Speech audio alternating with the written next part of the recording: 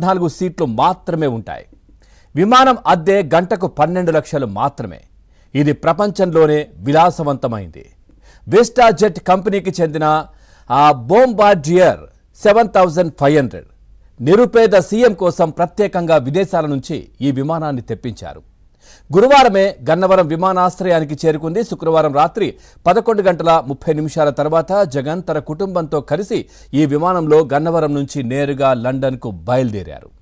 కానీ మార్గ మధ్యలో మరేం జరిగింది? నేరుగా లండన్కి కాకుండా మధ్యలో ఆమ్స్టర్డామ్ వైపు వెళ్ళినట్టుగా కూడా ప్రస్తుతం తెలుస్తా ఉంది. ఇక సీఎం భద్రత కోసం 4 అధికారులు ముందుగానే లండన్కి వెళ్లారు. వారికి విమాన టిక్కెట్లు, వసతి, ఇతర ఖర్చులు కలిపి 1.5 కోటి మాత్రమే.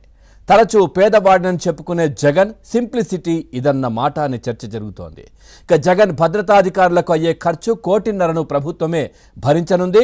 వ్యక్తిగత పర్యటన కావడంతో సీఎం కుటుంబానికి అయ్యే ఖర్చంతా ప్రైవేటు ఖర్చు, అంటే వాళ్లే భరించాలి. ఇదే అంశంపై మనం చర్చ కొనసాగిద్దాం. అట్లాగే ముఖ్యమంత్రి మరి ఇక్కడ సిబిఐ దగ్గర కావచ్చు, కోర్టులో పర్మిషన్ తీసుకున్నది లండన్ వెళ్ళడానికి.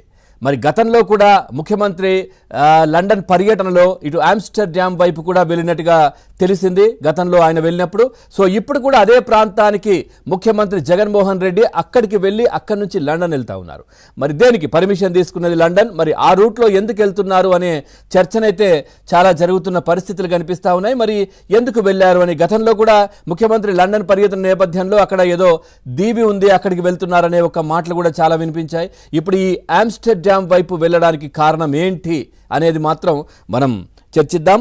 చర్చలో పాల్గొంటున్నారు రాజకీయ విశ్లేషకులు కుండబద్దల గౌతమ్ గారు కూడా లైవ్లో సిద్ధంగా ఉన్నారు. అట్లాగే ఉండవల్లి అనుష గారు టీడీపీ పార్టీ అధికార ప్రతినిధి లైవ్లో సిద్ధంగా ఉన్నారు. ఇటు బీజేపీ నుంచి గాయత్రి గారు కూడా లైవ్లో సిద్ధంగా ఉన్నారు. అందరికీ నమస్తే అండి. ముందుగా గౌతమ్ గారి విశ్లేషణ తీసుకుందాం. గౌతమ్ గారు, ఏంటి అసలు ఏం జరుగుతోంది? ముఖ్యమంత్రి పర్యటన లండన్కి పర్మిషన్ తీసుకున్నారు.